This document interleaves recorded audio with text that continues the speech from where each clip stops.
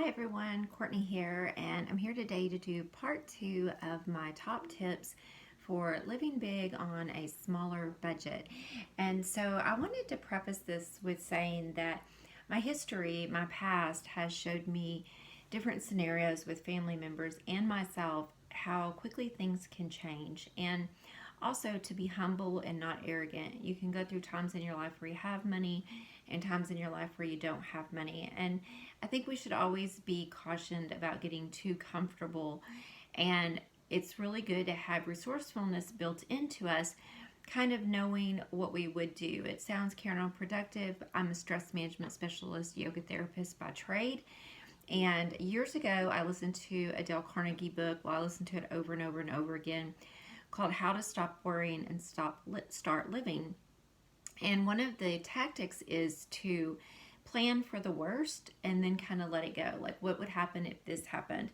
And oddly, that has been something that has helped me very much in my life. I don't actually teach that as a stress management technique because it doesn't fit into what I do in cardiac care. But personally, I have used it quite a lot, and it really has influenced the way I think about things like this. So I appreciate you being here. If you like this content, please give it a thumbs up and subscribe. So I'm going to actually do 6 with you today and 6 on the next video because I added a few things in after I did the last video. The first one is to shop secondhand for your clothing, except for underwear, bathing suits, and shoes and socks, obviously. So there are a lot of boutique resale shops popping up more and more every day. There are places online that you can go and shop, but I have found that I get a more eclectic, more higher quality wardrobe by shopping at these boutique shops. Many of my clothes, I have a lot of jeans that would be $140 off the shelf that I paid $30 or $40 for. And yes, I could go buy a $30 or $40 pair of jeans, and sometimes I do, but the majority of my wardrobe is made up of secondhand boutique resale shop items. Sometimes I will go to thrift stores and look, but I find that they're more likely to have damage or holes or stains, and they just don't seem quite as clean. That may not be the case.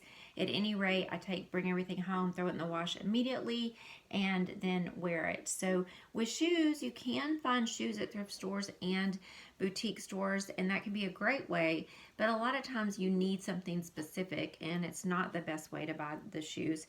And also, I like to invest in good shoes when it comes to like things I wear a lot, like my hiking boots or my other shoes, and I'll come back to that in a minute.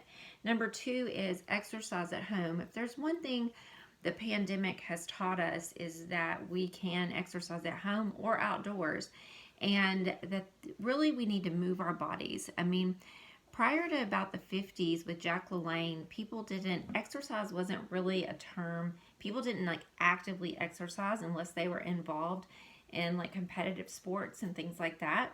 So I happened to live in a town that was the baseball training camp in the 40s and before for baseball leagues around the country. And there's a gym there, but that wasn't like an active thing people did. You know, they didn't go to the gym and lift weights unless they were athletes. And really, to stay healthy, we need to move our bodies. And so you can exercise at home now for free on YouTube. Pinterest has all kinds of things.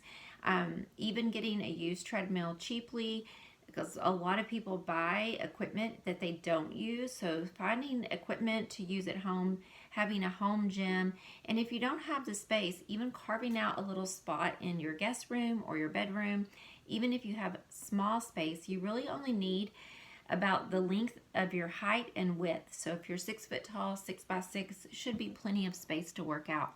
Also, hiking, biking, going out into nature, walking are great ways to get exercise, and they're cheap or free. Number 3 is, I think I kind of touched on this earlier, but maybe not as in depth, is socializing for free. When I was growing up in the 70s and 80s, we would go on Sundays to visit family, and it was just really common, and I don't see that happening very much anymore. And so finding ways to socialize for free or for inexpensive.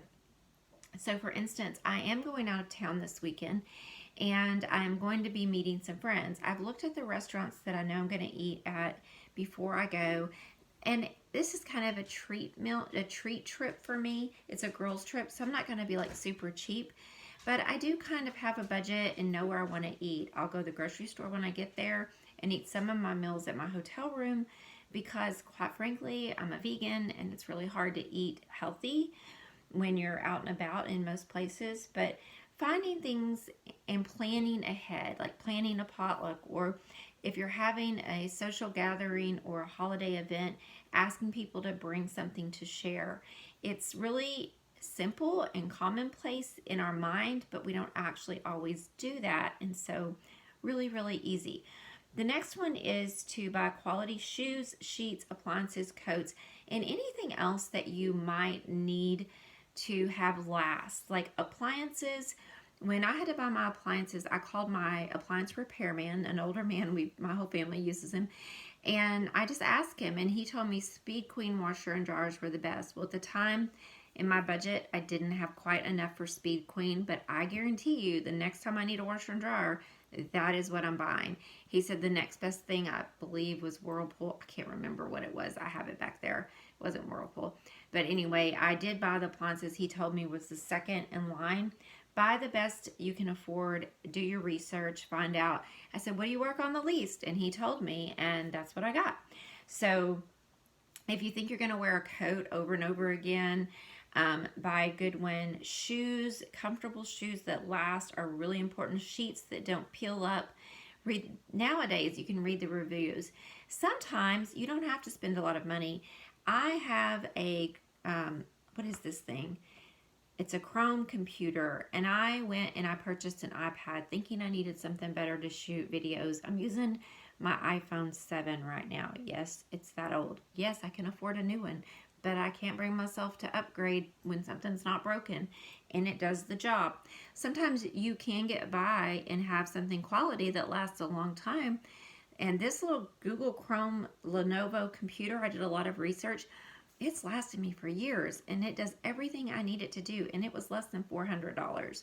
So you have to kind of do your research these days. The fourth one, or I don't know if the fourth, I don't even know where I am at this point, is to buy or to take on an eclectic, retro, bohemian kind of hygge, means like a calming, relaxing nature, type of lifestyle, type of aesthetic. And so I want to do a tour of my house at some point. So much of my home is recycled, hand-me-downs. This Three Dog Night poster behind me was my stepdad's. He passed away. We were really close, and I had it framed. I spent like $100 on it, but it's a piece of art, and it has meaning to me. This desk here was my childhood desk, and I had it painted for $100. In a turquoise kind of chalk paint. So I take old things and I mix them and match them with flea market finds, with hand-me-downs, with things that are important to me, and some new things. My husband's desk over here is, you can't see it, and I don't want to get the camera all, well, yeah, I'll show it to you. My husband's desk here is this cool, super cool, kind of retro, I don't even know, it's beautiful. And I paid $70 on it on clearance at a flea market because look right here. It has one little mark, like a burn mark. Who cares? I mean, so that's pretty cool. And I have it mixed in here with some new things. The lamps that we have in here were new. They weren't super expensive. And my whole house is like that. So mixing and matching, being eclectic, taking your time, finding your style, but not being so worried about having everything new or matchy-matchy or having to have everything work right now, but being patient. I think that's the fun in it as well. The next one is own less, and the less you own, or the more you own, the more owns you. And this is kind of my plan for long term, is to downsize as I get older. And I don't know, no one knows what their future holds, but I hope, and I'm the minimalist in the family, my husband is not. But I don't have a lot. I get rid of stuff constantly. I don't like a lot of stuff in the house. I don't like a lot of clutter. But one thing I don't want to do is leave my children with a bunch of crap to have to clean up after me. So I have a legacy folder in the cabinet where I keep all of the important papers, everything they need to know in the event that something happens to me. I try to keep everything organized and clean, and so I know it will be a chore, but I want them to not have to feel more stress if something happens to me. So just owning less and being organized with what you have. It is easier to be organized when you don't own a lot. And the last thing I like to say is being clean. That goes back to the style.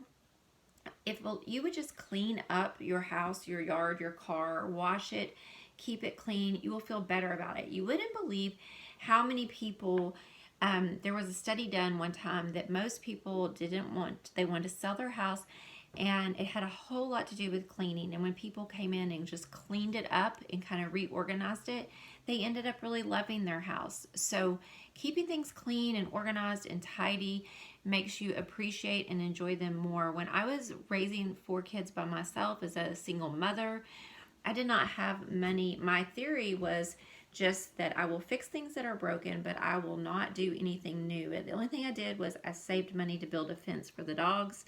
But other than that, if it got broken, I fixed it. And I just kept everything super clean. I kept the clutter down. I kept everything clean. I kept the yard mowed and weed eated. I did pay someone to do that, but it was very reasonable.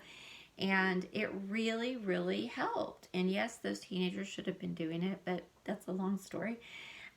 So if you will take care of what you have, it will last longer and you will have a sense of pride. Thank you for being here. I will have 6 more in the next video. I appreciate you. Bye-bye.